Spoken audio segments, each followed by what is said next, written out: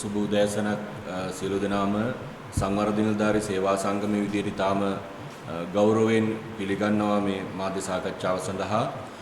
විශේෂයෙන්ම අපි අද දවසේ මෙවැනි මාධ්‍ය සාකච්ඡාවක් කැඳවන්න තීරණය කළේ මේ වෙනකොට රාජ්‍ය සේවාවෙත් පළාත් රාජ්‍ය සේවාවෙත් මේ කොවිඩ් රාජකාරී සිදු කරන කොවිඩ් රාජකාරී වලට අදාළ විවිධ සේවාවන් වලට ඒ අවශ්‍ය කරන සහාය ඒ අවශ්‍ය කරන රාජකාරීමේ සහාය ලබා දෙන විශේෂයෙන්ම අපි නියෝජනය කරන සේවාව සංවර්ධන නිලධාරී ඒ වගේම කාර්යාල ශේෂ්ඨගත නිලධාරීන්ගේ ඒ රාජකාරී ඉටු කිරීම සම්බන්ධයෙන් රජයේ පැත්තෙන් ලබා දිය යුතු ඒ දිරිගැන්වීම් සහ අවශ්‍ය කරන සෞඛ්‍ය ආරක්ෂිත උමනාවන් පිළිබඳ සොයා බැලීම් පිළිබඳව තියෙන්නේ බරපතල ප්‍රශ්නයක්. ඒ නිසා තමයි අපි විශේෂයෙන්ම මේ මාධ්‍ය සාකච්ඡාව පවත්වන්න තීරණය කරේ. අපි කවුරුත් දන්නවා මේ වෙනකොට රටේ වර්තමානයේදී අපිට තියෙන ආකාරයට අද මේ කොවිඩ් වසංගත තත්වය යම් බරපතල තත්වයකට ව්‍යාප්ත වෙලා තියෙනවා. අපි දන්නවා ඉන්දියාව ඇතුළු වෙනත් රටවල් වල ඉතා ශීඝ්‍රයෙන් පැතිරිච්ච ඩෙල්ටා කියන ප්‍රභේදය විශේෂයෙන්ම ලංකාවේ මේ වෙනකොට යම් ආසාදිතයන් ප්‍රමාණයක් ඉන්නවා. ඒකේ ව්‍යාප්තිය ශීඝ්‍රතාවය කුමක්ද කියන එක පිළිබඳව කරුණු කියන්න අපි ඒ පිළිබඳ ප්‍රාමාණිකයන් නෙමෙයි. නමුත් මාධ්‍ය මගින් වාර්තා කරලා තියෙන ආකාරයට යම් රෝගීන් ප්‍රමාණයක් ඒ නව ප්‍රභේදයේ රෝගීන් ඉන්නවා. අපි ලෝකයේ සහ ලංකාවේ මේ පිළිබඳව පළවී තියෙන ප්‍රවෘත්ති බැලුවාම සහ තොරතුරු බැලුවාම ඒ ප්‍රභේදය ටිකක් ශීඝ්‍රයෙන් ව්‍යාප්ත වෙන ප්‍රභේදයක්. නමුත් එවැනි අවදානම් තත්වයකට අපි රට යලි මූණ දෙමින් තිබියදී දැන් සිදු වෙමින් තියෙන්නේ මොකද්ද? අපි දන්නවා මේ වෙනකොට සෞඛ්‍යාංශ බලධාරීන් මේ එන්නත් කරන ක්‍රියාවලියේදී අපි කියන්න ඕන ලෝකේ කිසිදු රටකට නොදෙවෙනි වෙන ආකාරයට අපි වෙනත් අංශ වලින් අපේ රට ලෝකයේ හමුවේ විවිධ පසුබෑම් තිබුණත් ඉතිහාසයේ අතීතයේ මේ රටේ සෞඛ්‍ය ශාස්ත්‍රයේ විශේෂයෙන්ම මේ නිදහස් සෞඛ්‍ය සේවාවේ තිබිච්ච ප්‍රබලත්වයේ වැදගත්කම නිසාම අපේ රට එන්නත් කරන ක්‍රියාවලියේදී තාම ඉහළ මට්ටමක වැජබිච්ච ඒ මට්ටම තබාගත්තු රටක්.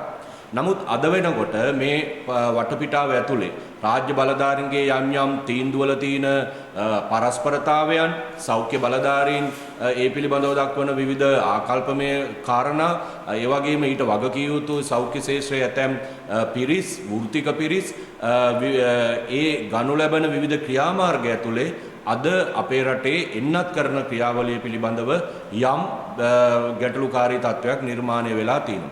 විශේෂයෙන් මේ වෙනකොට මම මේක මතු කරන්නේ විශේෂයෙන්ම මේ වෙනකොට කොවිඩ් ක්‍රියාවලියට අදාළ රාජකාරිවලදී සැලකිය යුතු වෘත්තිකයන් ප්‍රමාණයක් තමන්ගේ රාජකාරි වලින් දැන් ඉවත් වෙමින් තියෙනවා.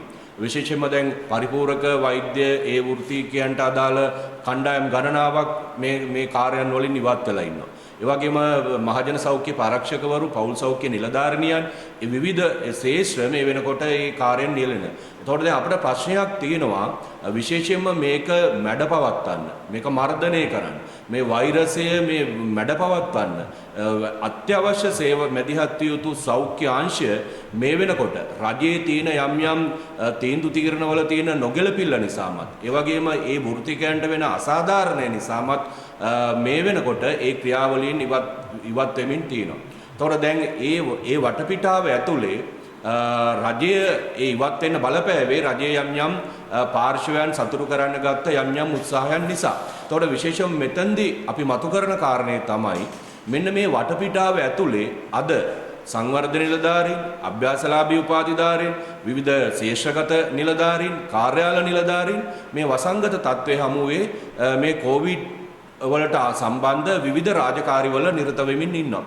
නමුත් දැන් ආණ්ඩුව අපි දැක්ක පහුගිය දවස්වල විශේෂයෙන්ම අපි මීට පෙර කොවිඩ් සම්බන්ධයෙන් රාජකාරි වලින් ඉවත් වුණා. ඉවත් වෙන්න බලපාපු හේතුව තමයි විශේෂයෙන්ම අපිට එන්නත් ලබා නොදීම සහ අවශ්‍ය කරන අවම සෞඛ්‍ය ආරක්ෂිත පහසුකම් ලබා නොදීම කියන කාරණාව. නමුත් අපි කියන්න කනගාටුයි මේ තුන්වෙනි රැල්ලේදී තුන්වෙනි රැල්ලේදී බොහෝ මේ කොවිඩ් රාජකාරිවල යෙදෙන සංවර්ධන නිලධාරීන්ට, අභ්‍යාසලාභී උපාධිධාරීන්ට, ඒ ශේෂ නිලධාරීන්ට අඩුම ගානේ විස බීජ නාශක දියර ටිකක් ලබා දෙන්න අදාළ අංශ කටයුතු කළේ නැහැ. මුවාවරණයක් ලබා දෙන්න අදාළ අංශ කටයුතු කරේ නැහැ. නිසා ඊටාම නොසලකිල්ලෙන් තමයි මේ කටයුත්තට අපේ රාජකාරීමේ දායකත්වය ලබා දෙන්න වෙලා තියෙන්නේ. නිසා දැන් මෙතන මෙන්න මේ ප්‍රශ්න නිසාම විශේෂයෙන්ම අපි ආණ්ඩුවට මේ වෙලාවේ කියනවා මේ කොවිඩ් රාජකාරිවල අද මේ එන්නත් කරන ක්‍රියාවලියට වෙනත් ඒ නිරෝධායන පවුල් සොයා බලන්න ඒ සඳහා අවශ්‍ය කරන බඩු බාහර ආදිය මේ ගිහින් දෙන්න ඒ වගේම ඒ අදාළ කොට්ටාශවල වසම්වල අනිකුත් කාර්යයන් ඒ වගේම සංචරණ සීමා පැනෙව්වට පස්සේ විවිධ මේ ජංගම වෙළඳ රත ඒවා සම්බන්ධීකරණයේ මෙහෙයවීම ආදී මේ කොවිඩ් සම්බන්ධයෙන් පැතිරිච්ච රාජකාරී ප්‍රමාණයක අපේ සේවාවේ නිලධාරීන් හිටියා. දැන් ඇත්තරම සෞඛ්‍ය අංශ ගත්තොත් නිශ්චිත රාජකාරියක් කරන්නේ. රෝගීක් වාර්තා වුණොත්, රෝහල්ගත වුණොත් එතෙන් සිට ප්‍රතිකාර කරනවා. එන්නත් කරණේ ගවොත් ඒ එන්නත් කරන ක්‍රියාවලිය කරන්නේ. හැබැයි මේ සංවර්ධන නිලධාරී සේවාවේ නිලධාරීන්, අභ්‍යාසලාභී උපාධිධාරීන් ඔහුන්ට ශේෂ්ඨ මට්ටමින්, ආයතන මට්ටමින් විශාල රාජකාරී ප්‍රමාණයක් කරන්න තියෙනවා. දැන් සමහර අභ්‍යාසලාභී උපාධිධාරීන් ඉන්නවා කොවිඩ් ඒ කියන්නේ දැන් දඹුල්ලේක මේ දඹදෙණිය ගත්තොත් ඒ අතරමැදි කොවිඩ් සෙන්ටර්ස් වලම රාජකාරී වලට යොදවලා තව සමහර අභ්‍යාසලාභී උපාධිධාරීන් ඉන්නවා ප්‍රාදේශීය සෞඛ්‍ය වෛද්‍ය නිලධාරී කාර්යාලවල රාජකාරී යොදවලා ඔවුන් අර සෞඛ්‍ය කාර්ය මණ්ඩල මගීම දින 7ම සේවයට යනවා. ඒ වගේම කිසිදු සෞඛ්‍ය ආරක්ෂිත මේ පහසුකම් ලබා දීලා නැහැ. ප්‍රාදේශීය ලේකම් කාර්යාලවල ඉන්න නිලධාරීන් ගත්තොත් එන්නත් කරන ක්‍රියාවලියට අවශ්‍ය කරන එන්නත් කරන කටයුතුවලදී ඒ අදාළ අයදුම් පත්‍ර පුරවන එක, වාර්තා පුරවන එක, රජයට වාර්තා ලබා දෙන එක මේ සෑම කටයුත්තක්ම කරනවා. ඒ වගේම අර ප්‍රාදේශීය ලේකම් කාර්යාලවල ඉන්න නිලධාරීන් නිරෝධායන වෙන පවුල් වලට අවශ්‍ය කරන බඩු මල්ල ගිහින් දෙන එක, දින කීපයකට වරක් ඔවුන්ගේ නිවස් පරීක්ෂා කරලා ඒ තොරතුරු යාවත් කාලීන කරන එක මේ ආදී වශයෙන් විශාල රාජකාරී ප්‍රමාණයකට මැදිහත් වෙනවා. හැමෝම කතා කරන්නේ මේ සෞඛ්‍යාංශ මේ කාර්යදී මේ වසංගතයේ මැඩ පැවැත්වීමට, මේ වසංගතය තුරන් කිරීමට, කොවිඩ් වලින් තොර ජන ජීවිතයක් නිර්මාණය කරන්න මේ රටේ සෞඛ්‍යාංශවල මැදිහත් වීම වගකීම කාර්යභාරයේ අංක 1. ඒක අපිට ප්‍රතික්ෂේප කරන්න බෑ. හැබැයි පාලකයෝ බලධාරීන් මේ ඒ කාර්යයට අවශ්‍ය කරන සහයෝගාත්මක රාජකාරිවල නිරතන සංවර්ධන නිලධාරී සේවයේ වැනි සේවාවන් වල නිලධාරීන්ගේ කාර්යභාරය කිසිදු ආකාරයක ඇගීමකට ලක් කරලා නැහැ. අවධානයකට ලක් කරලා නැහැ.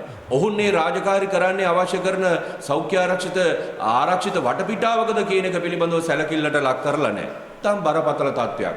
ඒ නිසා අපි විශේෂයෙන්ම මේ මොහොතේ සංවර්ධන නිලධාරී සේවා සංගමයේ විදිහට රාජ්‍ය ආයතනවල විශේෂයෙන්ම අත්‍යවශ්‍ය සේවාවන් වල නිලත ප්‍රාදේශීය ලේකම් කාර්යාලවල, දිස්ත්‍රික් ලේකම් කාර්යාලවල, ඒ වගේම ප්‍රාදේශීය සෞඛ්‍ය වෛද්‍ය නිලධාරී කාර්යාලවල, ඒ වගේම අතරමැදි කොවිඩ් රෝගීන්ගේ ඒ නේවාසික ප්‍රතිකාර ලබන මධ්‍යස්ථානවල, ඒ වගේම විවිධ ආපදා කළමනාකරණ අමාත්‍යාංශයේ ගෝජන සංවර්ධන දෙපාර්තමේන්තුව මේ ආදී වශයෙන් මේ මොහොතේ මේ කොවිඩ් තත්ත්වයන් යටතේ රාජකාරී කිරීම අත්‍යවශ්‍ය වෙලා තියෙන සේවාවන් වල නිරත සංවර්ධන නිලධාරීන්, අභ්‍යාසලාභී උපාධිධාරීන් විදිහට අපි තීරණයක් ගන්නවා තවදුරටත් ආණ්ඩුව මේ කොවිඩ් රාජකාරී සඳහා අවශ්‍ය රාජකාරීමේ සහාය ලබා දෙන සංවර්ධන නිලධාරීන්ට, අභ්‍යාසලාභී උපාධිධාරීන්ට ඒ අවශ්‍ය කරන පහසුකම් ටික දෙන්නේ නැත්නම්, ඒ සෞඛ්‍ය ආරක්ෂිත සහතිකයක් ලබා දෙන්නේ නැත්නම්, ඒ අවශ්‍ය කරන විශේෂ දිරිදීමනාවක් ලබා දෙන්නේ නැත්නම් අපි ඊටම කඩිනමින් තීරණයක් ගන්නවා ඒ හා සම්බන්ධ සියලු රාජකාරී වලින් ඉවත් වෙන්න. මේක කරන්න බෑ. දැන් අපි දන්නවා සෞඛ්‍ය අංශයට රුපියල් 7500ක විශේෂ දීමනාවක් දෙන්න ආණ්ඩුව තීරණය කරා මාස 3කට. ඒ දීමනාව ගන්නත් සෞඛ්‍ය අංශ වෘත්තීය සමිති විවිධ පාර්ශ්ව විශාල අරගලයක් කළා. හැබැයි මේ දීමනාව අද සෞඛ්‍ය ආයතනවල ඉන්න අභ්‍යාසලාභී උපාධිධාරීන්ට ලබා නොදෙන බවට විවිධ ආයතන ප්‍රධානීන් දැනුම් දෙනවා. එතකොට මේ සෞඛ්‍ය ආයතනයේම සෞඛ්‍ය කාර්ය මණ්ඩල අපේ අනිකුත් ඉස්සර නිලධාරීන්ට දෙනවා ඒ රාජකාරිය කරන අභ්‍යාසලාභී උපාධිධාරීන්ට ඒ 7500 දීමනාව ලබා දෙන්න කටයුතු කරන්නේ එකම අවදානම සමාන රාජකාරිය එකම ක්‍රියාවලිය. හැබැයි මේ තීන්දුවලදී සංයුක්ත භාවයක් ආණ්ඩුවේ නැහැ. ඒ දැන් එතකොට ඒ දීමනාව එහෙම දෙනවා. ඊට පස්සේ අපි දැක්කා හෙද සේවාවේ හෙදියන්ට පසුගිය දවස්වල පැවතිච්ච වෘත්තීය අරගලය ඇතුලේ දීමනාවන් ඇතුළු විශේෂ කරුණු කාරණා ගණනාවකට ජනාධිපතිවරයාම අත්සන් කරලා එකඟතාවය පළ කළා. දැන් ඒ තීන්දුව ප්‍රකාශයට පත් කරලා තියෙනවා. හැබැයි දැන් එතකොට මේ අනිත් රාජ්‍ය සේවකයෝ මේ විශේෂයෙන්ම මේ රාජ්‍ය සේවාවේ 1,60,000කට ආසන්න ප්‍රමාණයක් ඉන්නවා සංවර්ධන නිලධාරීන් සහ අභ්‍යාසලාභී උපාධාරීන් මේ වෙනකොට. රාජ්‍ය සේවාවෙන් 15න් එකක් සමස්ත රාජ්‍ය සේවාවේ.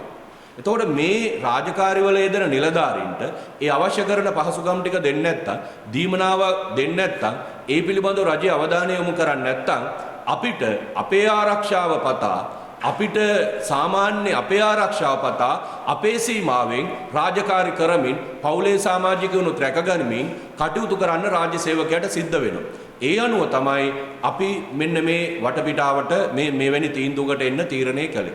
විශේෂයෙන්ම අපි මේ වෙලාවේ ආණ්ඩුවට කියන්න ඕන දැන් ආණ්ඩුව දැන් මේ කාරණා ගැන අවධානය අඩුවෙන් යොමු කරද්දී දැන් ආණ්ඩුවම තමයි පහුගිය කාලේ මතයක් හැදුවේ වෘත්තීය විශේෂයෙන්ම මේ කොවිඩ් වලින් තොර ජීවිතයක් කියලා මතයක් නිර්මාණය වෙනකොට ආණ්ඩුවම තමයි කොවිඩ් සමග ජීවත් වෙමු කියන සංකල්පය ගොඩනැගුවේ. මේක දැන් ලෝකේ යථාර්ථය, මේක මිදෙන්න බෑ. ඒ නිසා කොවිඩ් එක වැඩ කරන්න තමයි බලාපොරොත්තු වෙන්නේ කියලා කිව්වේ. දැන් ඒ යටතේ ආණ්ඩුව කොවිඩ් එක ඉඳගෙන ආණ්ඩුව ඕන දේවල් ටික කරනවා. අපි දැක්ක දැන් හෙට මේ සමා වෙන 8 වෙනිදා දැන් පනතක් එනවා පාර්ලිමේන්තුවට අපේ රටේ අධ්‍යාපනය පෞද්ගලීකරණය කරන පෞද්ගලික විශ්වවිද්‍යාල ඇති කරන්න පුළුවන් ආකාරයට ඒ වගේම අධ්‍යාපනය මිලිටරීකරණය කරන ඒ කොතලාවල පනත දැන් පාර්ලිමේන්තුවට 8 වෙනිදා එනවා. ඒතකොට ආණ්ඩුව මේ කොවිඩ් එකට ඒව කරනවා. අපි දැක්කා ආයි නැවත අපිට හරවන්න බැරි ආකාරයට චීනයට ඕන විදිහට අපේ රටේ ආර්ථිකය මහ පොළව මෙහෙම භූමිය මෙහෙවන්න පුළුවන් ආකාරයට සියලු බලතල යන ඒවාට මණ්ඩලයේ ඉන්නේ ලංකාවේ සමාජිකුණාට මේ ලෝක ආර්ථික භූදේශපාලන ක්‍රියාවලිය ඇතුලේ සිද්ධ වෙන දේ අපි කවුරුත් දන්නවා. ඒක අපිට මෙහෙම තමයි කියන්න වෙන්නේ. හැබැයි ඒ උමනා වෙනුවෙන් පෝට් සිටි පනත කිසි ගැටලුවක් නැතුව කොවිඩ් මර්ධනය ඒ ක්‍රියාවලිය ඇතුලේ ඒවා සම්මත කරගත්තා. ආණ්ඩුව තමන්ගේ විහිදන් ටික ඕන විදියට සම්මත කරගන්නවා. අද සාමාන්‍ය කෙනාට ව්‍යාපාරයක් කරන ස්වයං රැකියාවක් කරන කෙනාටවත් අද අමුද්‍රව්‍ය ටික පිටරටින් ගේන්න නැති නිසා තමන්ගේ ජීවනෝපායන් සියල්ල බිඳ වැටලා තියෙනවා. එවැනි තත්වයක් යටතේ ආණ්ඩුව තමන්ට අවශ්‍ය කරන වාහන ටික ගේනවා, අනිකුත් පහසුකම් ටික ගේනවා.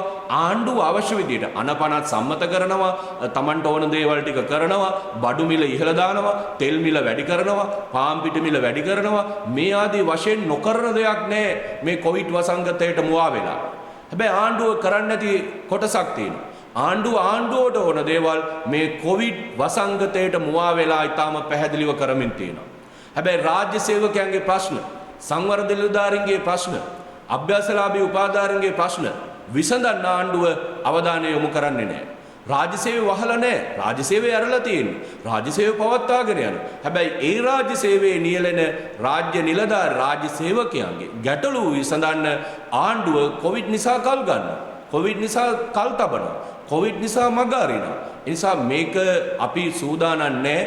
ආණ්ඩුවට ඕන හැම දෙයක්ම කොවිඩ් වලට මුවා වෙලා කරන්න ඉඩ දීලා අපේ ප්‍රශ්න වලට ආණ්ඩුව කොවිඩ් නිසා මගහැර යන්න ඉඩ දෙන්න අපිට පුළුවන් කමක් නැහැ.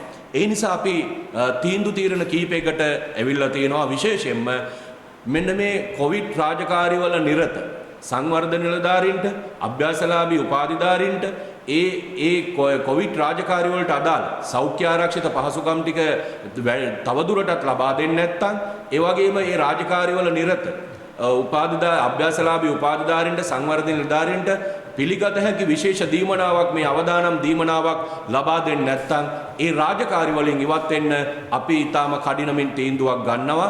ඒක හෙට වෙන්නත් පුළුවන්, තව දවස් දෙකකින් වෙන්නත් පුළුවන්. අනිවාර්යයෙන්ම ආණ්ඩුව මේ සඳහා යහපත් ප්‍රතිචාරයක් දැක්ුවේ නැත්නම් මේ කොවිඩ් රාජකාරි වලින් ඉවත් වීම අනිවාර්යයෙන්ම අපි සිද්ධ කරනවා. මොකද අනාරක්ෂිතව වගකීම් මිරිතව තවදුරටත් මේ කාර්යය අපට දෙන්න පුළුවන් කමක් නැහැ. අපි දන්නවා මේ වෙනකොට අනුරාධපුර දිස්ත්‍රික්කයේ සියලුම ප්‍රාදේශීය ලේකම්වරු කොවිඩ් රාජකාරි වලින් ඉවත් වෙලා තියෙනවා.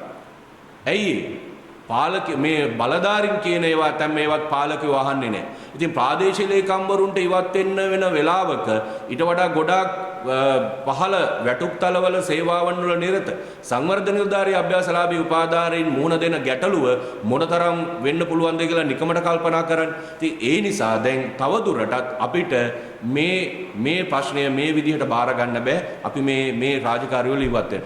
අපි ඒ විතරක් නෙමෙයි දැන් වසර ගණනාවක් තිස්සේ ආණ්ඩුව මගහැර යමින් තියෙන අපේ ප්‍රශ්න ටිකක් තියෙනවා. දැන් කොවිඩ් තියෙනවා. ආණ්ඩුව කොවිඩ් සහ මුලින් මර්ධනය කරන්න ගන්න ක්‍රියාමාර්ගය මොකක්ද කියන එක අපිට පැහැදිලි නෑ. මොකද කොවිඩ් යටතේ මේ හැම දෙයක්ම වෙනවා. ඒකට විශේෂ අවධානය යොමු කරලා ඒක තුරන් කිරීමේ වැඩපිළිවෙලක් අපිට පේන්නේ නෑ. සංචාරකයෝ ගෙන්න ගන්නවා, එක බබල්ස් පාවිච්චි කර ගන්නවා, අරහෙ යනවා, මෙහෙ යනවා, විවිධ දේවල් ඔක්කොම තියෙනවා. රාජ්‍ය උත්සව ටික පවත්වනවා, වියහිදන් ටික කරනවා. ඒතකොට කොවිඩ් තුරන් කරන ක්‍රියාවලියක් අපිට පේන්නේ නෑ. ඒ නිසා කොවිඩ් ඉවර වෙනකන් කියලා අපේ වෘත්තීය ප්‍රශ්න විසඳ ගන්න අපි හිටියොත් මේක කවදාකවත් කරන්න පුළුවන් වෙන්නේ නැහැ. ඒ නිසා අපි තීරණයක් ගත්තා මෙන්න මේ ඉල්ලීම් දිනා ගැනීම සඳහා කඩිනමින් වෘත්තීය ක්‍රියාමාර්ග වලට යන්න.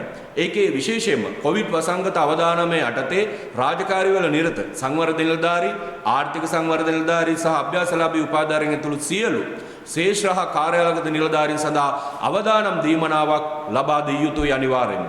ඒ වගේම අපි අපේ අනිකුත් වෘත්තීය කාරණා වෙනුවෙනුත් අපි සටනකට අවතීර්ණ වෙන්න තීරණය කළා. වෘත්තීය ක්‍රියාමාර්ගයට අවතීර්ණ වෙන්න තීරණය කළා.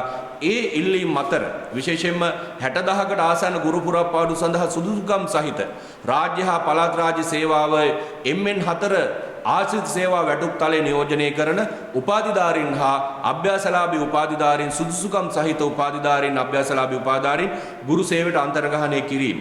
ඒ වගේම 6/2006 වැටුප් චක්‍රලේඛනය නිර්මාණය කරපු ඒ වැටුප් විෂමතාවය ඉවත් කරලා රාජ්‍ය සේවාවේ උපාධිධාරීන්ට ඔවුන් කෙලින්ම බඳව ගන්න උපාධිය සුදුසුකමසේ සලකා ඒ නිසා උපාධියට ගැළපෙන මූලික වැටුප් වැඩි කිරීමක් සහ දීමනා ඉහළ දැමීමක් පිළිබඳ ඉල්ලීමක් අපි ආණ්ඩුවට මීට පෙරත් ඉදිරිපත් කරා දැනුත් ඉදිරිපත් කරනවා.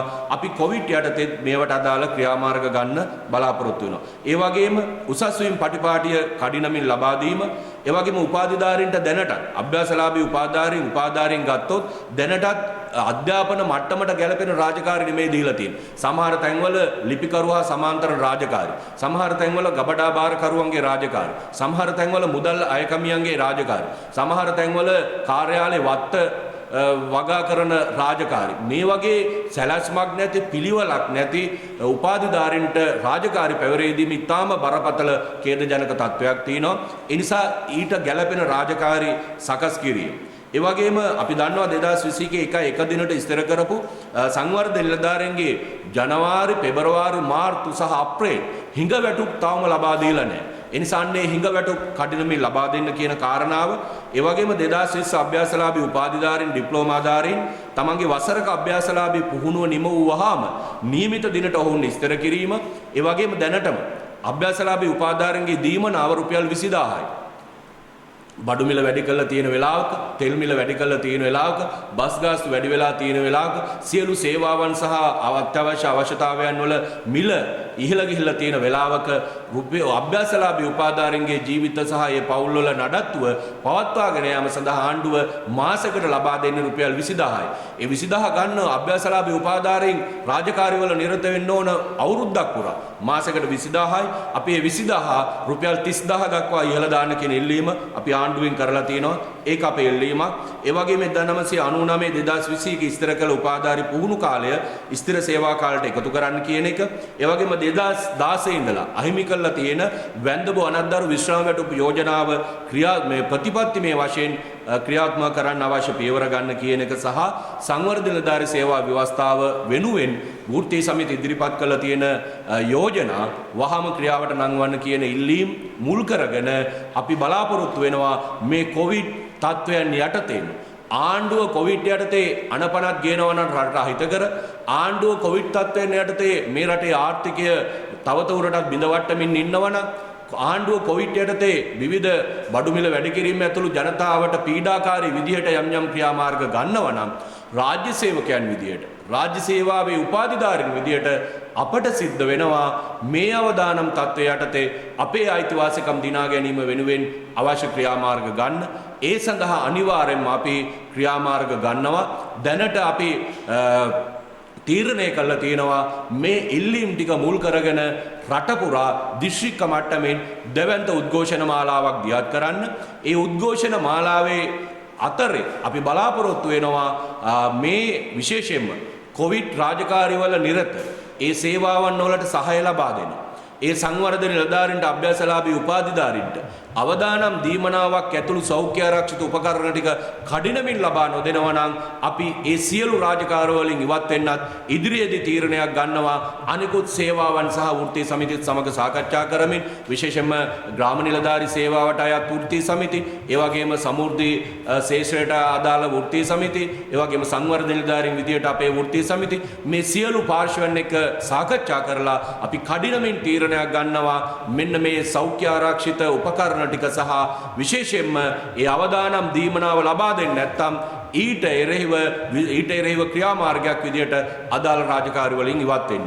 මෙන්න මේ කාරණා ටික මේ සම්බන්ධයෙන් අපි ඉදිරියේදී මේ ක්‍රියාමාර්ග ගන්නවා. ආණ්ඩුව මේ ක්‍රියාමාර්ගය ඇතුළේ ඒ සඳහා සාධාරණ විසඳුමක් ලබා දෙන්නේ නැත්නම් අපි බලාපොරොත්තු වෙනවා ඉදිරියේදී දීප ව්‍යාප්ත වැඩවර්ජන ක්‍රියාමාර්ගයකට අවතීර්ණය වෙන්න.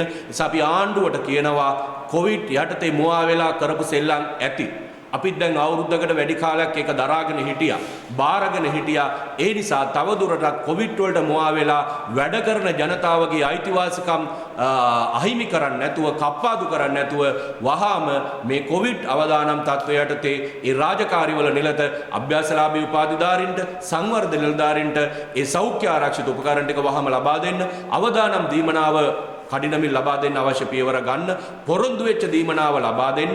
එහෙම නැති වුණොත් ඒ සෞඛ්‍ය ආරක්ෂිත උපකරණ අවදානම් දීමනාව ඇතුළු ඉල්ලීම් 10ක් මුල් කරගත්තු මේ වෘත්තීය ක්‍රියාමාර්ගය උද්ඝෝෂණ ක්‍රියාමාර්ග වලින් ආරම්භ කරලා ඉදිරියේදී දීප ව්‍යාප්ත වැඩවර්ජනයක් දක්වා අපි අවතීර්ණ වෙනවා කියන පණිවිඩය සහ ඒ අවධාරණය අපි ආණ්ඩුවටත් ආණ්ඩුවේ වගකියුතු බලධාරීන්ටත් මේ වෙලාවේ ප්‍රකාශ කරන්න කැමතියි.